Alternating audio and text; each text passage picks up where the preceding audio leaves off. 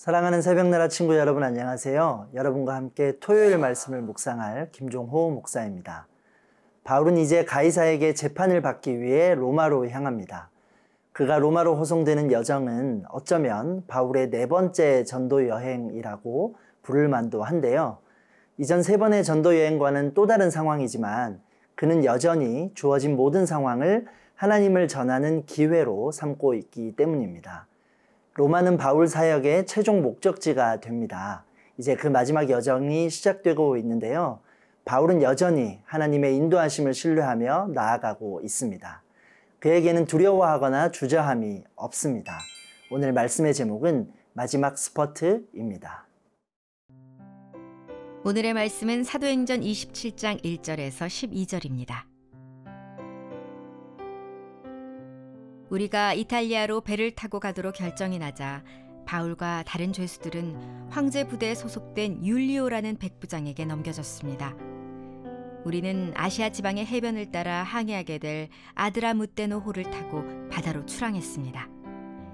데살로니가 출신의 마케도니아 사람 아리스다고가 우리와 동행했습니다. 이튿날 우리는 시돈에 닿았습니다. 율리오는 바울에게 친절을 베풀어 그가 친구들에게 가서 필요한 것을 공급받을 수 있도록 허락해 주었습니다. 시돈에서 우리가 계속 항해할 때 역풍이 불었기에 우리는 키프로스 해안을 끼고 항해하게 됐습니다. 길리기아와 밤빌리아 앞바다를 지나서 루기아 지방의 무라에 상륙했습니다. 그곳에서 백부장은 이탈리아로 가는 알렉산드리아호를 찾아 우리를 그 배에 태웠습니다. 우리는 여러 날 동안 느린 항해 끝에 가까스로 니도 앞바다에 도착했습니다. 그러나 바람이 불어 우리 항로를 지키지 못하고 살몬의 맞은편 크레타 섬을 끼고 간신히 해안가를 따라 움직여 라세아 도시에서 가까운 아름다운 항구라는 곳에 이르렀습니다. 많은 시간이 소모되고 금식하는 절기도 지났기 때문에 항해가 위험해졌습니다. 그래서 바울이 사람들에게 충고했습니다. 여러분, 내가 보니 우리가 이렇게 계속 항해하다가는 재난에 빠지고 배와 짐이 큰 손실을 입을 뿐 아니라 우리 목숨도 위태로울 것입니다. 그러나 백부장은 바울의 말보다는 선장과 선주의 말을 더 따랐습니다. 그 항구는 겨울을 나기에 적당하지 않았기 때문에 대다수의 사람들이 베닉스에 가서 겨울을 날 수 있기를 바라는 마음에 계속 항해하자고 했습니다. 베닉스는 크레타 섬에 있는 항구 도시로 남서쪽과 북서쪽을 향하고 있었습니다. 하나님은 그분의 계획을 이루시기 위해 상황과 사람을 움직이십니다. 본문 1절 말씀입니다. 우리가 이탈리아로 배를 타고 가도록 결정이 나자 바울과 다른 죄수들은 황제 부대에 소속된 율리오라는 백부장에게 넘겨졌습니다. 바울은 이미 여러 차례 로마로 가기를 원했습니다. 이방인과 왕들에게도 예수 그리스도의 이름을 전하도록 부르심을 받았기 때문입니다. 그는 로마를 선교의 중심으로 삼아 땅끝까지 복음을 전하고자 했는데요. 유대 종교 지도자에게 고소당한 바울은 로마 황제에게 재판을 받겠다고 상소했습니다. 그리고 마침내 이탈리아로 향하게 되었습니다. 고단한 항해의 여정에 귀한 동역자들이 동행합니다. 특히 아리스다고의 이름이 언급되는데요. 그는 바울의 동역자, 바울과 함께 갇힌 자로 소개된 사람입니다. 또한 바울과 죄수를 인솔한 사람은 백부장 율리오였는데요. 백부장은 배가 시돈에 잠시 정박하는 동안 바울이 동료 그리스도인들을 만날 수 있도록 허락해 줍니다. 이러한 동역자들의 동행과 만남은 바울에게 큰 힘과 위로가 되었을 것입니다. 비록 바울이 지금 피고인 신분이지만 그가 로마로 가는 여정은 하나님의 계획 안에서 이루어지고 있음을 볼 수 있습니다. 그러나 바울의 여정이 순조로운 것만은 아니었습니다. 바울이 탄 배가 바람을 거슬러 항해하느라 어려움이 있었습니다.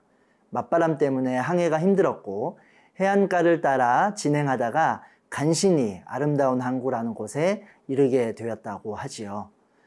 복음을 위한 전도 여정이 늘 평화로운 것은 아닙니다. 이제까지의 전도 여행이 그랬고 로마로 향하는 여정도 마찬가지입니다. 그러나 사람의 눈으로 볼 때는 어려움이 있어도 하나님의 계획 안에서는 순조롭게 가고 있는 것임을 기억해야 합니다. 그들은 간신히 아름다운 항구에 도착한 것 같지만 사실은 제대로 도착한 것임을 우리가 볼 수 있습니다. 여러분, 하나님은 사도행전 23장에서 바울에게 이렇게 말씀하셨습니다. 로마에서도 나에 대해 증언하게 될 것이다. 바울은 하나님의 약속을 따라 나아갑니다. 과거의 전도여행 때처럼 자신이 주도하는 여행길은 아니지만 친히 이끄시는 하나님의 인도하심을 신뢰하고 있습니다. 하나님께 온전히 항해의 키를 맡길 때 가장 아름다운 항해가 될 수 있습니다. 사랑하는 새벽나라 친구들, 바울이 하나님의 계획 안에서 로마로 향하는 것처럼 나도 하나님의 섭리로 향하고 있는 곳은 어디인가요? 하나님의 계획과 인도하심을 신뢰하며 평안함으로 나아가는 세나 친구들이 되기를 소망합니다.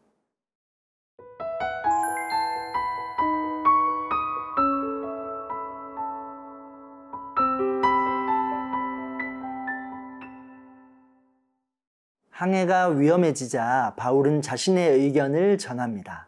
항해를 강행할 경우에 큰 손해가 생길 것을 경고하고 있는데요. 본문 9절과 10절 말씀입니다. 많은 시간이 소모되고 금식하는 절기도 지났기 때문에 항해가 위험해졌습니다. 그래서 바울이 사람들에게 충고했습니다. 여러분, 내가 보니 우리가 이렇게 계속 항해하다가는 재난에 빠지고 배와 짐이 큰 손실을 입을 뿐 아니라 우리 목숨도 위태로울 것입니다. 당시에는 배의 항해 여부를 백부장이 결정했습니다. 금식하는 절기가 지났다는 것은 오늘날로 치면 9월이 지나 10월이 되었음을 의미합니다. 지중해에서는 10월이 지나면 날씨가 좋지 않았습니다. 바람 때문에 항해를 잘 하지 않았는데요. 바울은 여러 차례 지중해 일대를 여행했었고 또 난파 경험도 있었습니다. 그렇기에 위험을 감지하고 경고했던 것이죠. 그러나 백부장은 선장과 선주의 말을 듣게 됩니다. 어떻게 보면 백부장이 선장과 선주의 말을 듣는 것은 당연할 수 있습니다. 항해 경험도 많고 전문가로 볼 수 있기 때문이지요. 그러나 그들은 바울과 함께 하시는 하나님을 알지 못했기에 바울의 말을 가볍게 여겼습니다. 선장과 선주는 겨울을 지내기 위해 베닉스로 갈 것을 주장합니다. 당시에는 겨울에 항해가 불가능했습니다. 그래서 작은 항구보다는 큰 항구 도시인 베닉스로 이동해 겨울을 보내고자 한 것입니다. 그저 좀 더 편한 곳으로 가기 위해 그렇게 한 것이죠. 사람들은 바람의 방향을 거슬러 항해하려고 합니다. 배를 안전하게 운행하려면 바람의 형세를 주의 깊게 살피고 그에 따라야 하는데 그들은 그렇지 못했습니다.